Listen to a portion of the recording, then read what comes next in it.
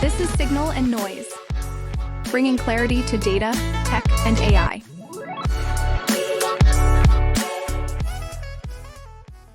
Amie, welcome to the podcast. Welcome to Signal and Noise. Glad to have you. Oh, thank you for having me. I'm excited to chat with you guys today. So, for the audience, I just want to give a little background. I'll let you introduce yourself in your own words, but you've been recognized as one of the leading executives driving the rise of commerce media. You rose through the ranks at Universal McCann, which I think is now called Worldwide, right? It's a flagship agency of IPG Mediabrands, right? Correct. And now you're the global, I'm going to use that word global in there, Global Chief Commerce Officer. That is a mouthful. It's a mouthful. Which sounds like a big role. And you and I met at Beat Retreat Berkshire's just a couple of months ago when I started the icebreaker, which was kind of funny. I hope you found it funny. I said, what about the notion that some people think retail media is a hoax? So we'll talk about the topic. I don't really believe that. It was just a way that I could say, hey, Amie, let's get into a conversation. We had a great conversation at the table. But I want you to just introduce to the audience. You know, did I prove you wrong? Yeah, I think you did prove me wrong. Yeah, I think you did. I was like, I've got a lot to learn. And so I'm like, we've got to talk about this on the podcast. So for the audience, I'd love you to sort of introduce yourself. What brought you to your role? What got you involved in shopper, retail, commerce, media? Tell us a little bit about yourself. Yeah, so hey everyone listening, it's Amie Owen. I actually, kind of funny, I've been in the role in the space for about 20 years. You could say that I kind of just stepped into it and didn't really realize what I was getting into. I went to Syracuse University, and we were talking about that a little bit earlier because Brett has a child right now at Syracuse, but go Orange. Go always. Syracuse. Playing Colgate tonight. They start tailgating like 4 hours in advance. Yeah, exactly. Great time of my life. But anyway, so I majored in marketing, and I went to a career fair, and they were interviewing from a lot of different companies, and I figured, hey, I'm going to meet with all the different companies that have marketing in their title. Because I thought it was a marketing company. And so the first interview that I remember having was with News America Marketing, which I ended up actually taking the job in the big city. So I grew up on Long Island. Always wanted to have like that corner office in the city, like Sex in the City was like my dream show. And like I always wanted to commute into the city and have that gig. And so I took that job right off of the college interview. And it ended up being a third-party company who sells retail media. And so for those that are listening, retail media in their world is like coupon machines, shelf talks at the grocery store, any sort of like floor graphics that you're walking through like the aisle. They actually still sell that today. But that's how I actually got into it, because I was selling that to a lot of CPGs out there, trying to actually say that, you're closing a sale at shelf and you need to remind your given consumer, especially when you're buying something where you have, 5 different options in your brain at all times, to really, trigger that at point of sale, which was brick and mortar at the time. And I was doing that for a few years and really started to learn the landscape of what retail media was. And so like a little fun fact for you is that retail media actually started in 1972 with this company. So it's been around for decades, and some people think it, started in the 2000s or started with Amazon. No, it actually started with Sam's Club, and it actually started with News America actually selling these in-store products that you could buy on a client's behalf, or at that point I was selling. I went over to the agency side. I was part of WPP. They created a retail media group, which I service a lot of CPGs, and basically I took all the information that I learned on the sales side, flipped over to the buy side, and I was negotiating now with News America, and actually supporting a lot of my clients in the buys of in-store media. I was there for a little bit, and then IPG, which I am at currently, came knocking on my door. And I've been here ever since. I started within the IPG walls about 12 years ago. My anniversary is coming up, actually. It's Columbus Day, or Patriots Day, or, the rebranding of that. But ultimately, from starting, I was a strategic hire. No one knew what retail media was. I was a team of one. And we really kind of used to just say, like, hey, we do this thing called retail media buying on your behalf. We could do it for you. And we started growing. And so now, fast forward 12 years later, consumer behaviors have changed and we've evolved. So we've never really sat still. We actually do a lot of, digital buying, understanding retail media networks, et cetera, through the evolution of what we're calling commerce and retail media. We have a global team. We have about, 400 plus clients globally. We have about 1,000 people on the team, and we support, what we're doing from a retail media buying, consulting practice on behalf of our clients. And so I've been treated very well here. As you mentioned, I started in the Universal McCann or UM umbrella, and I was doing so well in servicing those clients that they moved me into the middle of Mediabrands, and now I service all of our clients across our umbrella. And so it's not just Mediabrands clients, it could be IPG clients or any, honestly, type of clients that are looking for support in this area. So a little bit about me. I'll stop rambling, but that's kind of how I grew up in the space. And I have to tell you, I love it, and I've been treated really well. So here I am, still in it. From a team of one that's a to cool a team of story. 1,000. It's pretty impressive. Yeah. You've been doing this for a long time. That's 12 years. I mean, no one knew what retail media was 12 years ago. That's for sure.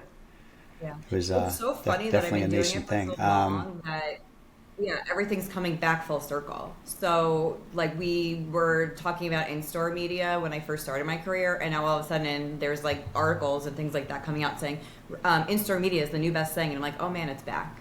It used to not be sexy. Yeah, the merger of digital out of home, right, with in-store. Yep. It's funny. Yeah, it's all coming full circle. In caps are back. They are. Yeah, totally. Now they're digital screens in the store, but they never went away. They were just never sexy. Yeah. And what I mean by that is that they were never topic of conversation. And you always had the sales and the marketing team or the shopper marketing team back then always investing in it to drive the sale or to get a secondary placement. But now it's if you say the word end cap, someone's like, tell me more. What do you mean? How do you actually get That's an end so cap? funny. How do you invest in it? Retailers actually became a little bit more attuned to what consumer behaviors are doing. I think COVID really flipped everyone on their heads in the sense of people weren't going to the store anymore. Hey man, they were spraying their groceries with Windex when they were getting them delivered. And so Instacart, I remember shopping with gloves on, right? And it was crazy. Correct. yeah, having a table that was split into two sides. Exactly. So Right, clean and dirty side. Yeah. Yeah, so I mean, it was the best 3 years, but worst 3 years because it actually put retail media and commerce on the map, right? Because people were never really thinking about it as a tactic in the media world, and now all of a sudden, you can't have a conversation without retail media or commerce being part of your focal conversation with any client right now. Yeah. Well, those are crazy times. A lot changed. I remember, digital, most companies I work with, their teams doubled. I mean, the amount of hiring and churn, it was certainly wild. I'm sure for retail media, that's when it just went meteoric and just went crazy. And then, I guess speaking of it going meteoric, it's just, you look at the pace of change and the areas of growth, commerce or retail media has been the fastest growing part of media, right? In the ad industry for the last few years. That Brett, we were pulling some stats, right? It's 100 billion US spend projected by 2028, a 17% CAGR, which is crazy. It's easily outpacing other channels, and more and more brands are flocking to do this. You look at how fast Amazon ads has grown, Walmart's getting crazy growth.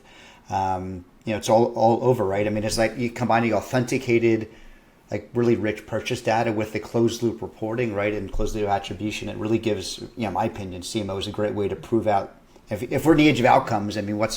There's nothing more outcome oriented than retail or commerce media, right? But at the same time, there's kind of been a backlash, right? Brett, you were mentioning this and we were chatting earlier, right, about how is this just a brand tax, right? Is this a toll? Do these ads work? I've done incrementality tests. I know they work, but there are some, I think, some valid questions about should brands be investing in this? Does it matter?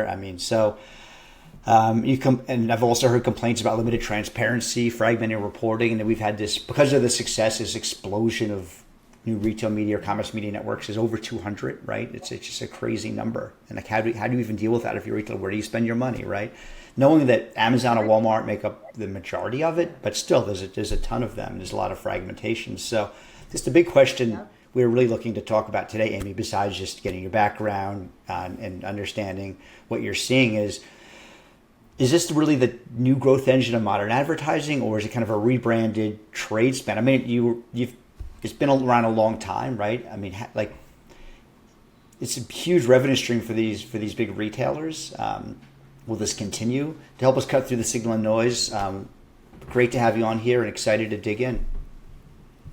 Yeah, I mean, listen, everything that you just said, you're not wrong. Like it's kind of funny. I was talking to someone, and I mentioned it a bunch, and Brett, I might have even said it to you during our debate, but I feel like we're in our middle school years. Was it an actual debate?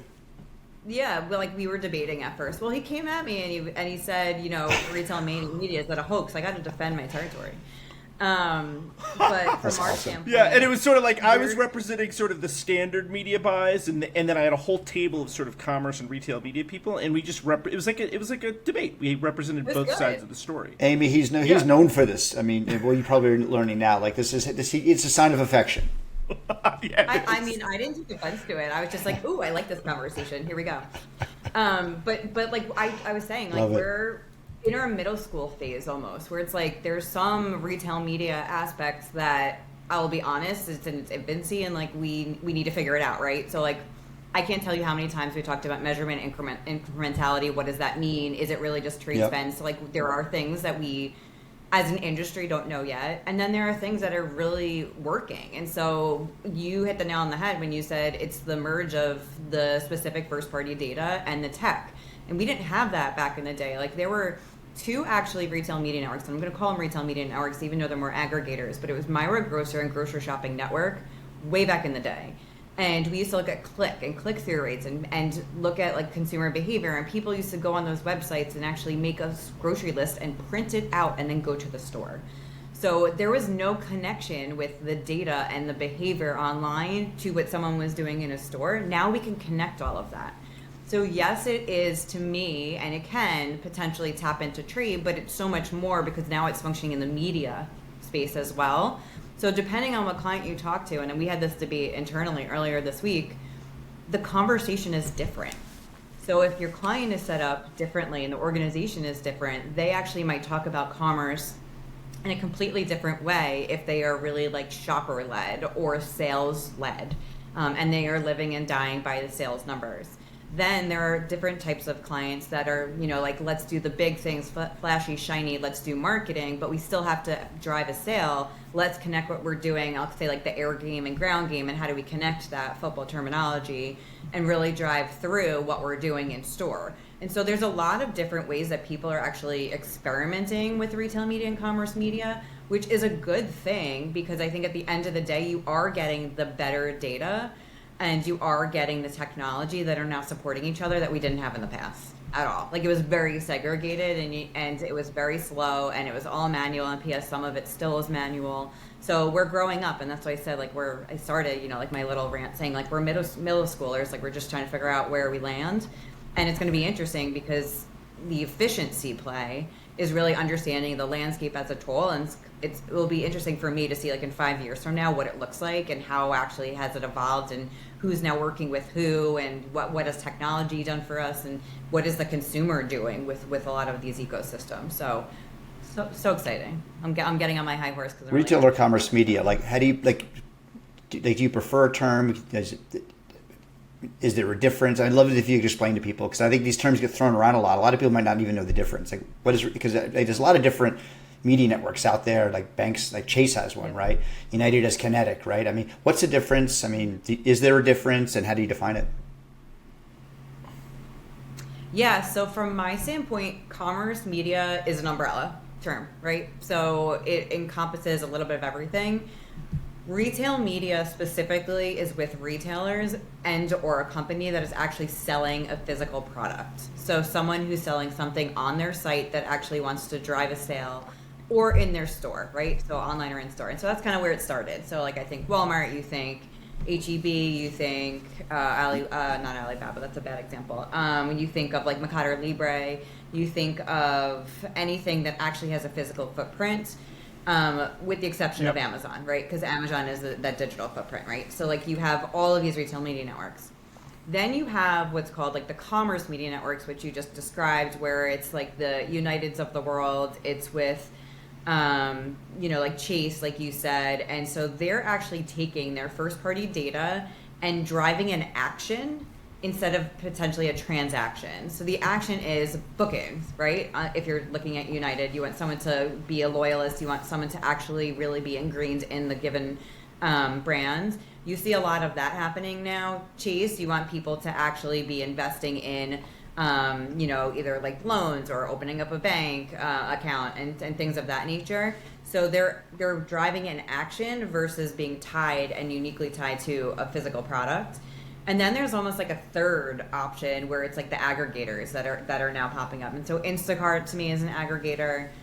The Trade Desk is becoming more of an aggregator in the sense of you could look at more than just one of those networks and either drive an action or a sale of a given product. So it's interesting in the sense that, like I mentioned earlier, like it evolves over time. And so we have seen the evolution. And I think it's important for us to say, like, even from like our agency, to keep up with the trends. And I always say we can never be wrong because there's something new every day, but we should take that new piece of information and integrate it into what we're offering, or just figure out what's happening. So then we have the latest and greatest for our clients instead of just saying, hey, we buy, retail media. And that's kind of a thing.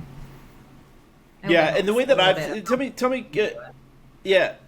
tell me if this is the right way to interpret it, just in terms of how kind of the machinations of how ads are placed and leveraged across retail media as well as commerce media. And I think of retail media as sort of a hybridization of both the on-site digital advertising, right? Obviously the in-store digital advertising as well, but anything that's happening, whether they're sponsored products, sponsored brands, videos, on-site display, category-specific ads, that's happening within that ecosystem, Amazon Ads or Walmart Connect. And then there's the off-site, which is sort of an audience extension play, where you're using that deterministic data to find people elsewhere. So is that a good way to think about retail media?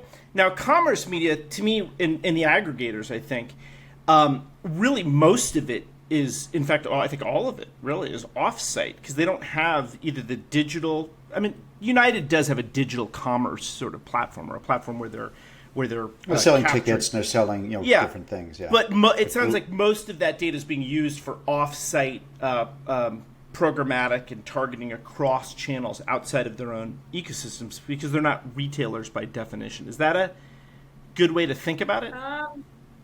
I would say yes, and because they do have on-site properties. So it's more so just taking their data, and to your point, like maybe the bigger game is to drive people to their websites, but they're also reaching people to make sure that they're driving loyalty with their given brand, right? So I go back to United, where it's like you're sitting in front of a screen, you want someone to take another trip with your airline, or you want them to enter a sweepstakes to win something with a partner, so that it drives you back and then you're making more money, coincidentally. And so that's why it's still a commerce media network, because there's still something at play. I can't think of, besides like working with like the Trade Desk, and that's why I put it into an aggregation where it's just offsite. There's always an on-site element and there's always an off-site element, but to your point, whether we invest in one or the other is dependent on what we're trying to do. But then we'll also see like clients, say like in like the banking space, where like they are like, we want to run with Walmart and we want to be on site, and we're a non-endemic because we know people that shop at Walmart use our card. So there's things like that where we're also trying to work through.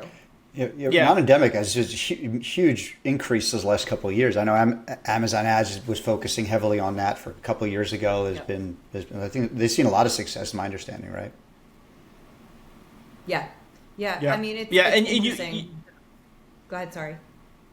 Oh, no, and you would think that somebody like a United would do a lot of partnership deals, right, with leveraging their data to sell or to have other brands target those United buyers, Sheridan or Marriott, right, because they know destinations and purchases that are happening at the point of sale with United, right? I'm giggling at you because I had a panel, and it was over a year ago, and I was the moderator, and I had 3 different types, one in each category. I had a retail media, I had a commerce media, and an aggregator on the stage. And I said, why won't you guys all work together and make something called, I called it like a super network or whatever it was. I don't remember what I called it on the stage.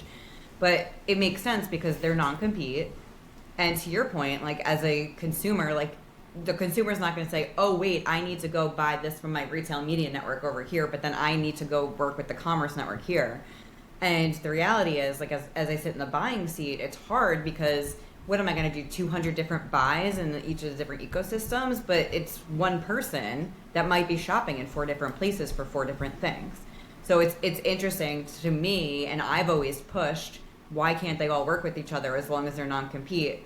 I haven't seen it happen yet, but you're starting to see like someone like an Instacart allow their ads to be on other sites, and then you actually just see it was in the trades recently that Amazon is working with Netflix. So it's a little bit incestuous and it's starting to happen, but it's not there yet, and that's why I'm excited to see like what the future would hold, because you are going to see some sort of consolidation. I think that's the best bet, where everyone wins, where you still have your network, but you're also working with 2 or 3 networks that are not actually, you know, stealing your share, but actually amplifying your share. So it's interesting, but I'm glad that you said that, because I've been trying to push that. And I was like, if anyone wants to try it, please come my way. I have clients that are asking for that as well. Well, I think people kind of see it as a zero-sum game, right? Like Trade Desk stock tanked when Amazon added, you know, third-party supply. They added Netflix, right? And then like Trade Desk stock went down because, you know, I guess the thought is that more people are going to go do their buys just with Amazon DSP, right? Or I guess you can kind of look at Criteo as an aggregator, right? They have a couple hundred retail media networks, right? I think that they give access to the kind of like a DSP. So yeah. So it's interesting. I think in Expedia, I think they're kind of trying to become a travel like an aggregator of commerce media for travel, is my understanding, right? So yeah, I think it's funny that you say zero-sum game too, because that's always a debate that we have, because one would think that if you take what you're doing in, I'll call it like standard media world, where you're not using retailer data, and then you apply retailer data, first-party retailer data, that you would have greater efficiencies. But we make our job a lot more complicated than it is, and sometimes you see it and sometimes you don't. So in my mind, it shouldn't be a zero-sum game, but sometimes it is, because when you have people that are actually buying retail media, they actually treat it as performance media, and then they're not actually considering what you're getting on the other side. So for example, we look at what we call a return on retail relationship. So it's not just the ROI of a media program, it's like, what are you actually getting from the retailer, and how are you building that relationship, whether it be like beta testing or a secondary display, or the end caps coming up again in conversation, like the end cap. So it's like, how do you actually utilize media to unlock a holistic game? And then maybe your media tanks, but then you got, you know, $2 million more in an order from a given store. That actually is successful in a way.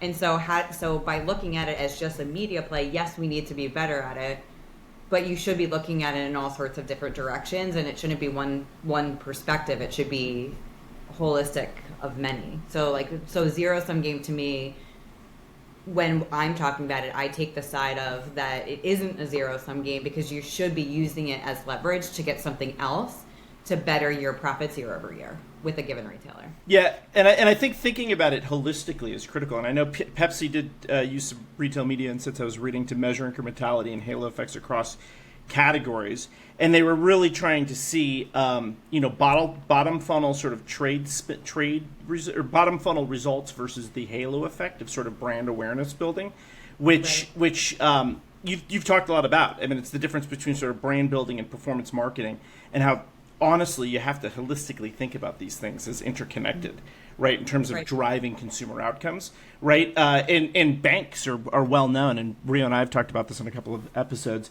Financial services is well known as just driving all of their spend, 70-80%. We saw this at Newstar, towards direct mail, because it was so trackable.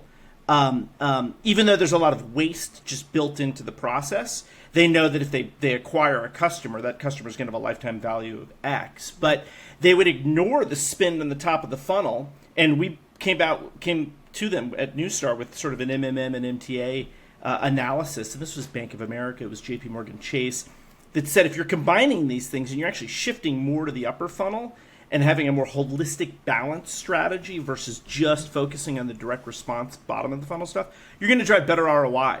And we can prove it through like a decade of your data. So it sounds like retail media is sort of going through some of those same sort of challenges where brands are like, maybe this isn't just a down funnel direct response channel. Yeah, so it's the same notion from a media perspective. If you are reaching and targeting the same audience over and over again, you're not going to grow, right? If you are just telling someone to go add something to your cart over and over again, no one's going to get any new news. No one's going to get the detailed information they want. So I always say that commerce is the glue that ties brand and performance together, and it needs to be integrated into your total plan, right? And it's driven by media behaviors. So like, I know right now that in my household, we buy on Amazon and we use voice sometimes, and if you're not advertising in certain areas, I will never see the message. There are people that are buying from a screen, not like their actual like cell phone, but like an actual TV screen. If you do not actually play there from an awareness play and also have the option to buy, you're going to lose people because people are trying to shift like their behaviors there. So it's getting more complicated for a brand because you used to just say, let's do a TV buy, it's awareness, and then you have a shelf signage in the store and people will go to the one store and it was kind of like one pathway. Now there are many different pathways that people are taking and you're not really seeing any incrementality. So you have to make sure that you are balancing out what you're doing for an awareness play and also performance, because you don't want to talk to the same person over and over again. You're never going to see the growth. You'll sustain like what they call it, like the leaky bucket. Like you'll see a lot of that and like you'll make sure like your numbers are hitting year over year. But until you start reaching either another audience or in a different facet or a different way, like you're not going to see that substantial growth. So I'm a very big advocate of retail media should be included in everything that we do. We actually have shirts that say make everything shoppable everywhere all the time for your given audience. And so like it's one of those things where it's like just make sure that the option to buy is there and that the content and creative and the inventory that you buy is right for your audience, because if it's not, then you're missing out on all the different aspects of what you could be doing to trigger a sale. So yeah, like it's interesting you say that. I mean, I think that you look at sorry, I mean, so you look at like full funnel, right? Retail media. I love that point you just made, and I think that's kind of why you look at Amazon, like Prime Video, for example. I mean, I think when they launched that, they practically sold out of inventory. There's such a demand for it, right? So being able to tie an ID to really top of funnel brand awareness, which I think a lot of CTV is, right? And then driving it down into more like search and display and sponsor brands and all the very kind of lower funnel that you can add activity that you can actually and then track to purchases, right? Or connect to purchases. It's super powerful, right? So I can see the why, like, for example, I mentioned it before, Amazon's trying to get more third-party supply, including more CTV inventory, right, within its DSP, so it can have that complete picture and it can offer brands what you're describing. We can offer them a full funnel, one place to buy everything, right? I think it's very compelling, right? Yeah, I mean, yeah, go ahead. I was going to say, go ahead, I'm sorry. agreeing with you. Yeah, and Amie, is that it's interesting because I wonder. How much of that is real, and how do you, and how much of that is sort of the promise of connecting sort of deterministic point of sale, sort of authenticated data that's coming from some sort of commerce event to media exposure, right? To back to that incrementality conversation. I mean, how real is that today, and how much further do we have to go to sort of live up to the promise? I think is my question. I think it's real. I think we have to do a better job of actually selling it in and testing it, because what will happen is that when you're looking at these retail ecosystems now, so it's not just like a retailer, like Apple has a ecosystem, Samsung has an ecosystem, like everyone is starting to come up with ecosystems. They all measure and look at things differently. So how do you know which one actually works? So I think we just have to get better on our definitions and how do we standardize, if anything, of how we're looking at everything across the board to say this actually worked, this actually drove X. But it's all there. Like I've seen it. I've seen the, like the measurements. I've seen the methodologies. We've had clients that are testing it, but there are other clients that are hesitant to do so. Maybe not because they don't like the idea, but because their organization isn't set up to actually function in that manner. So like they're very segregated. Maybe, sales doesn't talk to the brand team, that doesn't really talk to the media team. So before you get everyone on the same page, it's kind of like a colossal effort essentially. So it's also understanding how the workflow is going to work at a given agency or even like a given client. And so I would say that it's there. It's just there's a lot of complexity, and like I said earlier, I think we get in our way a bunch to really just try to figure out like how things could work, how we can drive sales, how do we make things efficiency, how do we have the efficiency play. And like our whole mantra this year is how do we simplify things for us, for our clients. And maybe it's like the bringing up the topic. I know you can't have a podcast probably without mentioning AI, but like AI has done a good number for us to like understand how well things are performing when you look at pure sales, or like you standardize measurement, and it's not just looking at retail, it's looking at the entirety of the package. And so It's there. There's just a lot. We don't have enough time to talk about. And with all of the networks, I mean, there's 200 plus networks. You've got two big players, the Amazons and the Walmarts, that have about 80% share.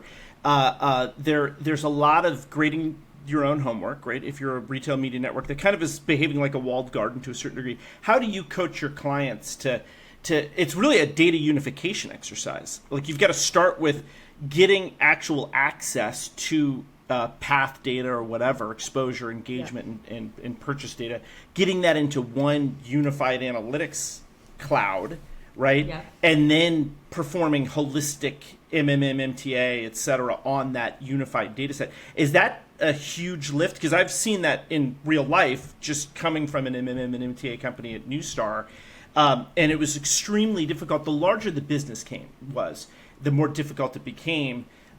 Because you had so many, to your point, so many brands, so many teams, multiple data warehouses, not a lot. So half of our job was literally data unification, normalization, and then you can start to derive insights that are actually predictive, maybe prescriptive, et cetera.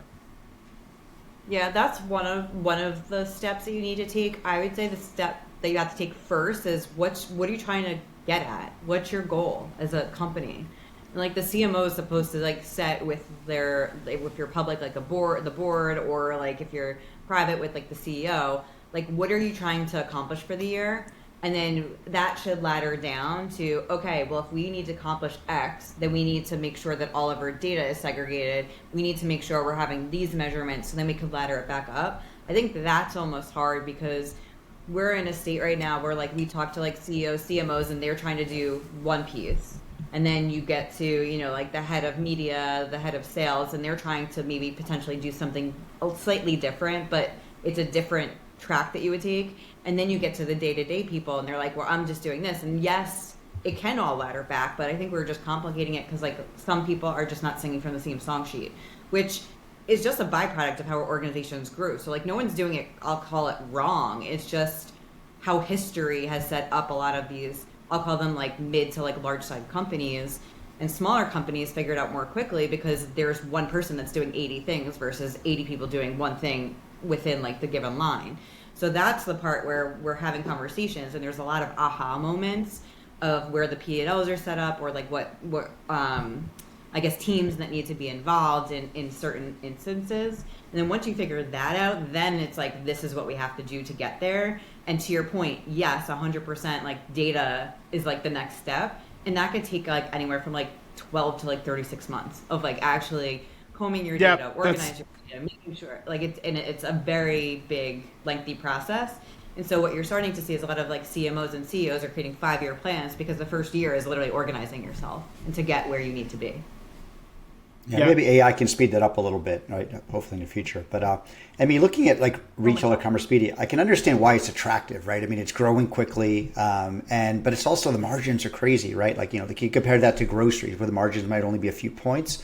I mean, I think the margins in some of the advertising products are like 80, 90%, right? So it's attractive, it's growing quickly. Like Walmart Connect grew 31% last year, while the rest of Walmart grew only 4.8%, right? I think I read that Amazon ads contributes as much bottom line, like net revenue, as AWS, even though AWS is significantly bigger, right? So it's attractive. I can see why everyone's getting into it. That's why there are hundreds of retail and commerce media networks. Like, are there too many? I mean, when is enough, or is there not enough? Will there be consolidation? What do you think? Yeah, I think honestly it has to get to what are you trying to do as a company, and then what retailers or what networks will help you get there. So there's usually annually we do some sort of like discovery exercise, and we try to categorize how we're investing into retailer networks. And some networks become tier 1, and some become tier 2, and some become tier 3. And that changes every year just depending on what you're trying to do. And maybe you're trying to grow distribution, so it changes, more than just every year. Maybe it's biannually, or maybe even every quarter. But yes, there are a lot. And if you peanut butter yourself, like, you're going to get stuck, because you're not going to know how to see how everything is performing. But there is a need for all of the networks to exist, because every category is different and every product is different, and every client is going after maybe a slightly different audience. So there are needs for all these networks, but there's going to be some that are needed more than others. But as we mentioned earlier, I think there's going to be some sort of like condensation or piece where they all work together, and that's also okay too. And so that's why I think the aggregators are really key to our success, because like you mentioned, like a Criteo or like the Trade Desk, you could hit, or even Instacart, you could hit multiple retailers and drive your strategy across all of those retailers, and then even like turn out like a return on retailer relationship. So I think that's interesting as well. It's just a matter of like what you're trying to prove. And then, I mean, sometimes we get briefs and it says we want to drive sales. I'm like, okay, that doesn't help me, because I can't ladder up to like what you're trying to do. And then no kidding, right? I mean, who isn't, right? Well, why Walmart? Yeah, so it's like, why Walmart? Why are you actually doing retail media networks? And sometimes when you actually sit there and have a conversation, like, do you want to invest in retail media networks? Like, half the time they're like, I don't know, it's shiny, or I've been told we need to do this. On the flip side, I've had conversations with retailers where they're like, oh, I was told to make a network. And I'm like, well, why are you making a network? Like, what's in it for you? Like, do you have the data that you like have a data play that you maybe should work with like the Trade Desk? Or do you have a lot of people on your site that you think you can make a profit off of? Like, when you say like Amazon and Walmart and they're all making a lot of money, they're only making so much money on the buying aspect of the buy. What's actually happening is that in the past, you were dropping off a pallet off of a store. So like Walmart, and products were being sold, and you'd say, hey, Walmart, call me, let me know what the sell-through was. Now what they're doing is they're saying you're digital, so you have to set up your content on your PDP page or your shelf page, understand what creatives you want, make sure you know the assortment, make sure that you have the ratings and reviews. And by the way, we have all these tools that you can invest in to help you do all of that. So the cost of actually setting up everything online in the user journey is so significant that all of these retailers are making even more money, because they're offering all of these tools and all this help to set up what would have in the past just been someone dropping off a pallet at a store. So that's where all the dollars are coming from. Like, when Walmart's making a lot of money, and when Amazon's making money, don't get me wrong, they're making billions of dollars on media, but the growth is all in how can we actually have, like Amazon calls it, like A+ content. So how do we actually have the right content? Well, you invest in certain packages, or you invest in certain areas, we could help you get the best. So you show up in like the first 1 or 2 searches. And so that actually to me is even more interesting, because people again are buying probably not more quantity wise, but in so many different ways that you have to be there. And if you're not there, you're going to lose that sale. Interesting you mentioned data. So there's been this big push the last couple of years. I've noticed this from a lot of the big retail media networks, right? To give us your first party data, upload it. I mean, not all of them have the data, right? And if they do, it might not be in great shape. But there's been a big push for that. There's been a big push for CAPI or conversion API. Why do you think this is, and is it working? Yeah, I feel like it's. I don't know if it's working. I just feel like there's a lot of restrictions, and there's a lot of guidelines, and I think a lot of clients are scared to invest and a lot of retailers are scared to share. So I think there's just got to be that one mover who starts doing it all, and then everyone will follow. But until we actually see that, I feel like it's going to be hard, and it's a nut that we just necessarily can't crack. And there's always that uphill battle because you have to have people sign off on everything from both sides. Then is it legal? Is it legal in the state? So there's a lot that we have to invest in. But ultimately, like, yes, like I feel like that should be where we should go because it would help everyone's lives. And I think, again, like from a media buyer standpoint, it would help my life be a lot easier. Yeah, I mean, I can see for suppression, it's easy. You know what I mean? You upload your first party data. If like, let's say, you maybe in groceries you don't want to suppress, but if you're selling bank accounts or something, you're non-endemic, you probably want to not market to pay for impressions to the same people, right? So I can see that, but yeah, it's not easy. I mean, convincing brands, convincing legal departments or privacy departments, and you should upload this, especially to if you're a retailer, to Walmart or to Amazon. That could be a tough lift. Brett, you're saying but something. isn't this doesn't a lot of this happen, the promise of clean rooms, right, in sort of a native cloud environment where you can do second party data sharing privately, right, where retailer can share data with publisher in a anonymized, semi-anonymized, pseudonymized, whatever you want to call it, fashion within a clean room type of environment within, let's say, Snowflake or Databricks. I mean, isn't that how you do this? Isn't that the promise, right, to be able to share this data without actually giving up the golden goose, so to speak? So yes, but then to your point earlier, you have to have your data in order in your house, right? So what data are you sharing? What are you allowed to share? What do you want to share? How do you want to share it? What are the implications? What's the cost? So like we've had a lot of conversations with a lot of retailers. We did like one test like back in the day, like maybe like 7 or 8 years ago. And it was like the best thing we ever did because we took two types of data. We took a client's data and a retailer data and overlaid it and then applied it to a media plan. And it was awesome. And it was like the best performing campaign. But we took because you're deduplicating. You can create real cool segmentation schemas. You can build lookalike models, like you can create seed audiences. Yeah, I mean, but it works. Yeah. I think it's crazy though. But most brands today, Brett, the clean rooms are made for that. But I've talked to so many brands like, oh, we just upload our data to DV360 or the Trade Desk, just straight to the DSP, just for suppression. So obviously you upload to DSP, they're saying we'll only keep what's matched. We won't. It'll be hashed. They'll tell you that, right? I mean, but so like a lot of retailers are doing it, but they're not doing it through clean rooms. I find that really interesting, and I think that maybe mistrust of it or just not knowing really what it is. But I don't think adoption is where we expected it would be a few years ago. I'll be honest. No, I feel like there's more of I'll call it like a more AI play than anything right now versus like talking about clean rooms. Like clean rooms was like a blip on the radar screen, and people talk about it, right? So like, it was big at Cannes like 5 years ago. Yeah, I was just at IAB and there were some people there talking about clean rooms, but like it's just, I don't want to say it's easier said than done. I think that there's not enough people that know about it or know the process of it to actually make it work. That's going to be my statement. Yeah. It's funny. I just read an article this morning on James Hirsch. I think when you start involving data, it's just brands get really sensitive. Yeah.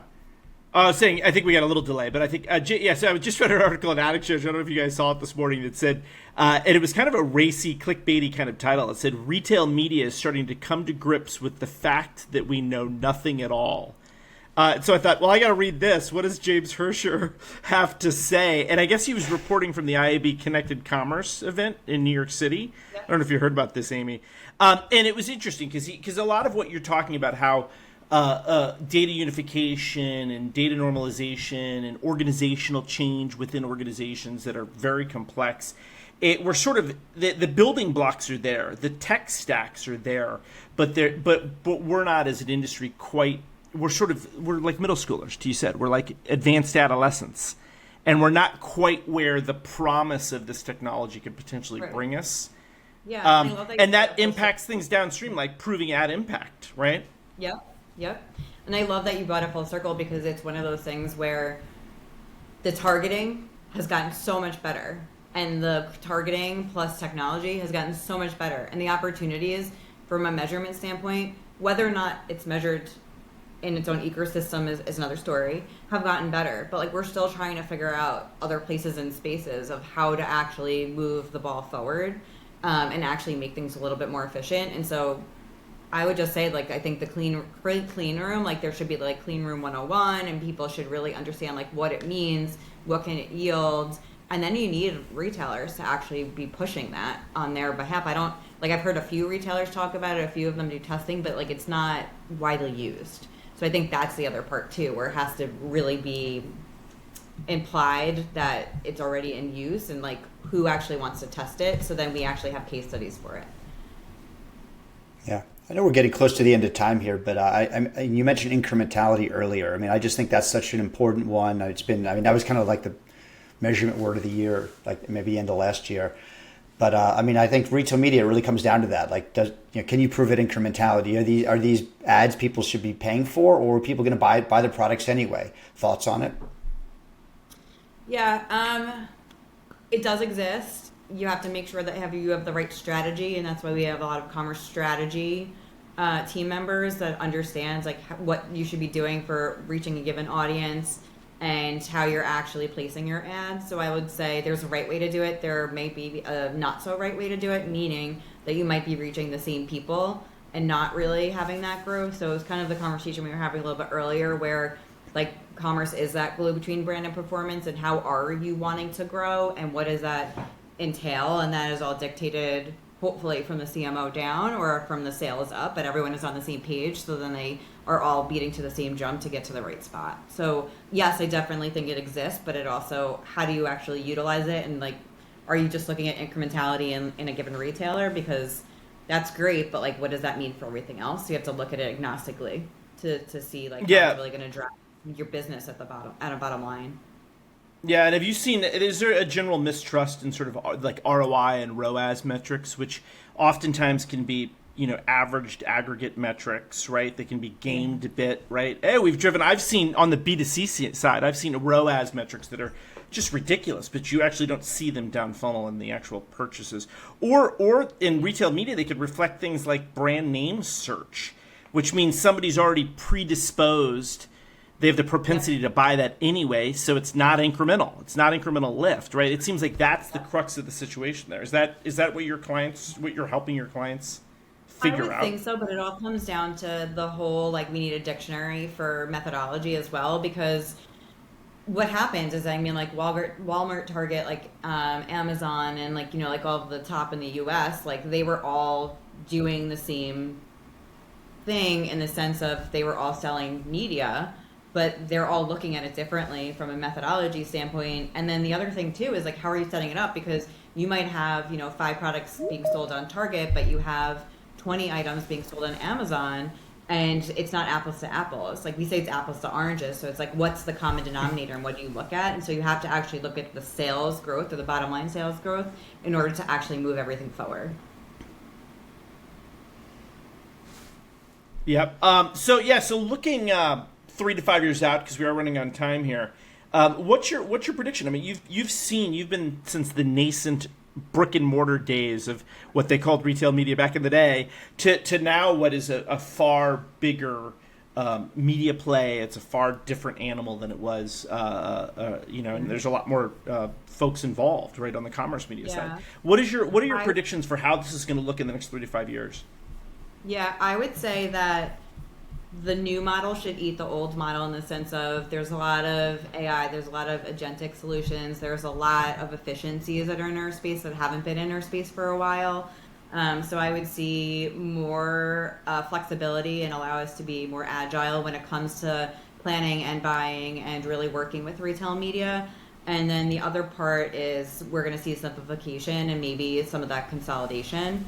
But it all is derived by media behaviors and how people are engaging with media. And so I can't just say put my finger on podcasts are going to be the next best thing, or shopping carts with screens are going to be the next best thing. It's just a matter of how people are actually going to engage and how the brands are really wanting to reach. So I would just say that there's going to be a lot more technology that's going to be involved, and then there's going to be some winners and some people that aren't going to win as much. And so what does that do for a company? And so how does that really handle it? And I'm excited to see where it nets out.